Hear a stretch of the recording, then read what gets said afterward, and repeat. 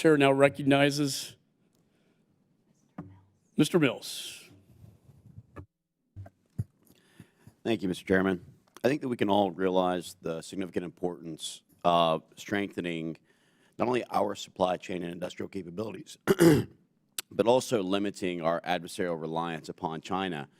You know, for far too long, we've listened to many people on the other side of the aisle talk about the competition with China as opposed to what they really are as an adversarial nation.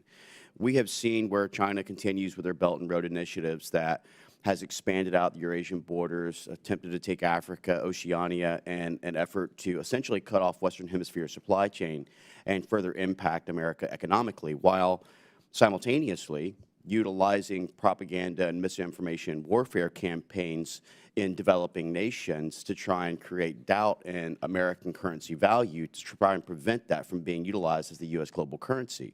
Now, this is all in an effort, as we know, and the chairman had pointed out, with the Russia, China, Iran, and North Korea geopolitical alignment.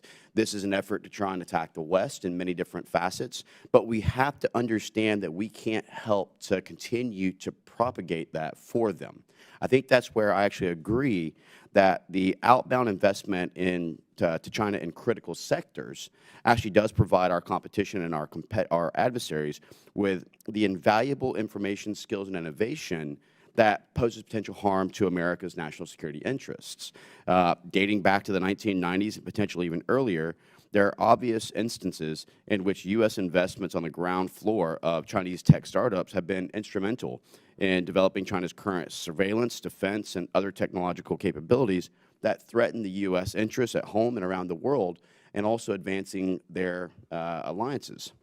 So my question is, if a U.S. investor supports the development or acquisition of a critical technology by a Chinese company, can intellectual property protections or U.S. export controls effectively stop that Chinese company from transferring it to China's military or surveillance state?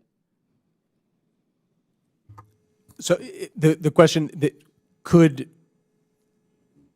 we know in advance, if we're investing in a Chinese company, whether we could prohibit it from transferring? And I know you said right now almost every company is state controlled, and I do acknowledge that Chairman Xi's role in the CCP is to take over everything. But I'm just curious, what would be an effective tool that we could utilize that would help to prevent this and kind of get a bit of a heads up on it? Yeah, you know, China uses these what they call forced technology transfer. In other words, it's sort of the price of admission for a lot of companies to have access to the Chinese market.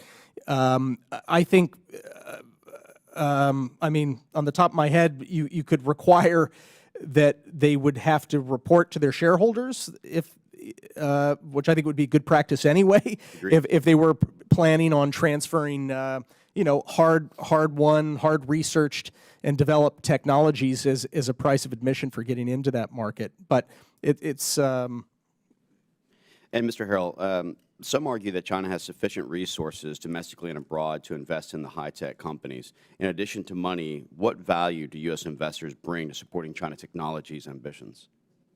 I think it's a great question, Congressman, because when a U.S. venture capital company, whether it's like a VC company or whether it's a venture arm of a big AI or semiconductor company, goes into China, it's not just putting that cash in that Chinese company. It is providing expertise to that Chinese company on how to go to market.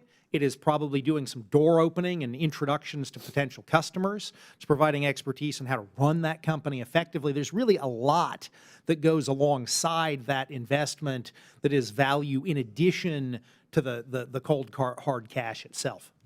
Well, I think we can all agree that one of the things that America needs to do is invest in building up our industrial base, ensuring that we have more capacity here at home, stopping our reliancy upon China, looking at things like eliminating the double taxation of Taiwan, which would allow the nearly 92% of global semiconductor manufacturing to actually be brought to the United States and other areas. But critical sectors of technology, research, and innovations represent the next generation of information, and I think that opens up Pandora's box as we continue to support that.